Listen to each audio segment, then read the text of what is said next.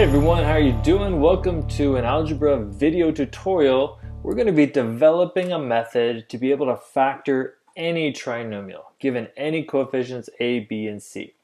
Now these is usually the hardest part of factoring, so I want to take some time to develop the method and make sure you kind of know how things work and why things work.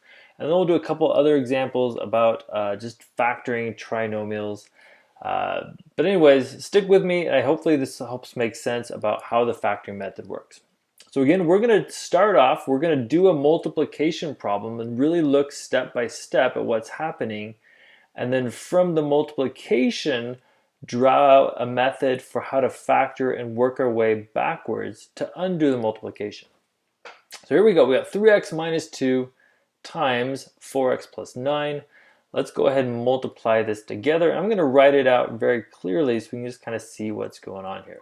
So we first start with a 3x, and that's going to be multiplied by this 4x. So I'm going to go ahead and write it out. 3x times 4x. Then we distribute that 3x gets multiplied by the 9. So we have plus 3x times 9. Now we move on to the negative 2. The negative 2 is going to multiply by the 4x. So plus negative 2 times 4x. And finally the negative 2 also multiplies by the 9. Ooh, lots of multiplication. Let's go ahead and do our multiplication and get like terms here. So 3x times 4x is going to give me 12x squared. Plus 3x times 9 is going to be 27x. Plus negative 2 times 4 is going to be negative 8x. Plus negative 2 times 9 is going to be negative 18. And our last step, we can go down, we can combine like terms.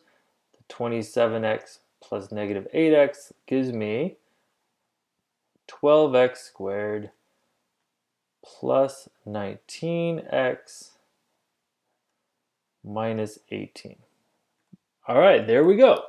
We successfully took our two binomials, multiplied them down, and we got this trinomial. However, we're working on factoring. I want to be able to take this trinomial and figure out, well, how do I go about factoring it and getting it back into that form if all I'm given is this stuff? So here we go, factoring any trinomial. Trinomials, if we remember right, fit into this form. Ax squared plus bx plus c. And a, b, and c are just the coefficients. They can be anything. In our particular problem down here, we have a equals 12, b equals 19. They're the coefficients of each term. And c equals negative 18 for our specific trinomial that we ended up with.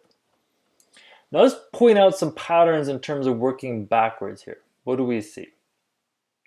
Well, when I work backwards, some things I notice is I got to be able to take this 19 and I have to split it into two different numbers, the 27 plus negative 8. If I can do that, if I can get to this where there's 4 terms, well, how do we factor with 4 terms? I can use factoring by grouping in this case.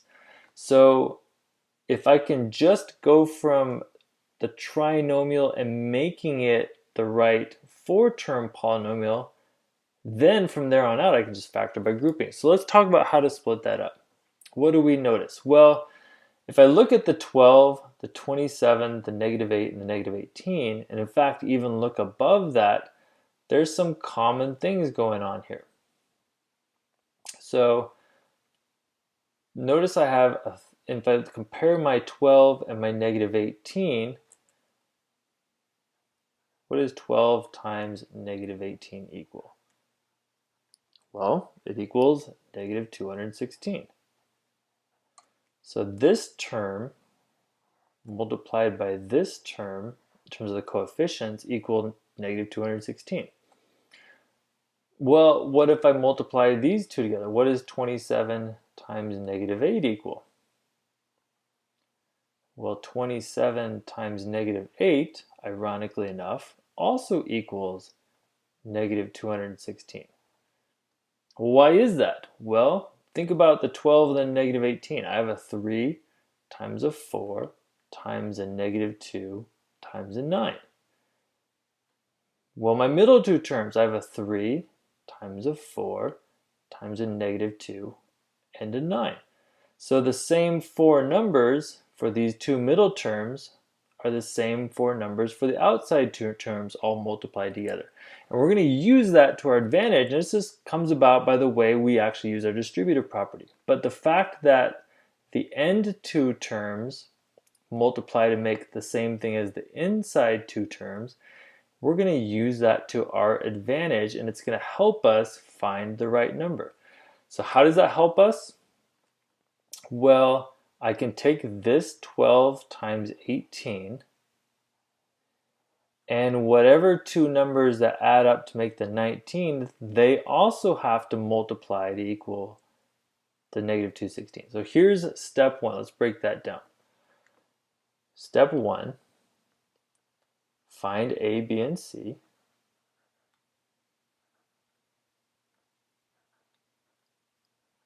And that's what we did here. A is 12, B is 19, C is negative 18.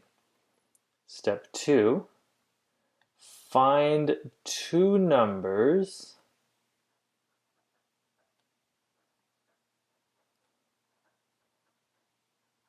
that multiply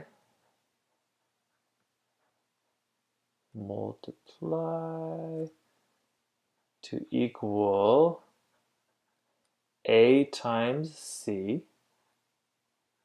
We saw that there, right? A times C was negative 216, 12 times negative 18.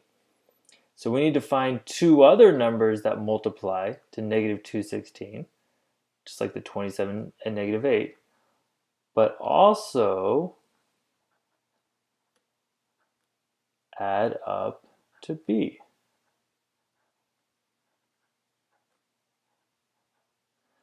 So we already did this. We knew 27 and negative 8, they add up to make the 19, but they also multiply to make negative 216 to match the 12 times negative 18. So we were able to take this trinomial and rewrite it as four terms. So that's our step three, is once we find our two numbers, use the two numbers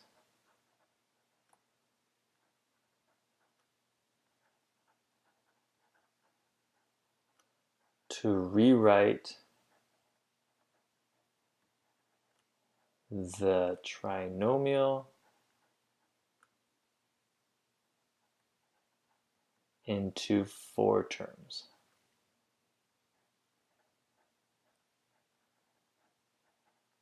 So we found our two numbers, 27 and negative 8. We split the middle term into those two numbers, and now we have a four-term polynomial.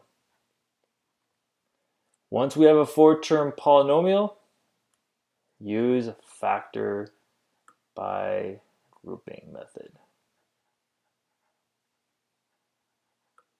And that's it. That's how we can factor, if it is factorable, that's how we can factor any single trinomial. Figure out A, B, C. Find two numbers that multiply to equal A times C, but also add up to B. Once we have those two numbers, we split B up and use those two numbers to rewrite the trinomial into a four-term polynomial. And then once we have that, we split it into groups, use factor by grouping, and if it factors, it'll all work out. All right, that's how we developed the method.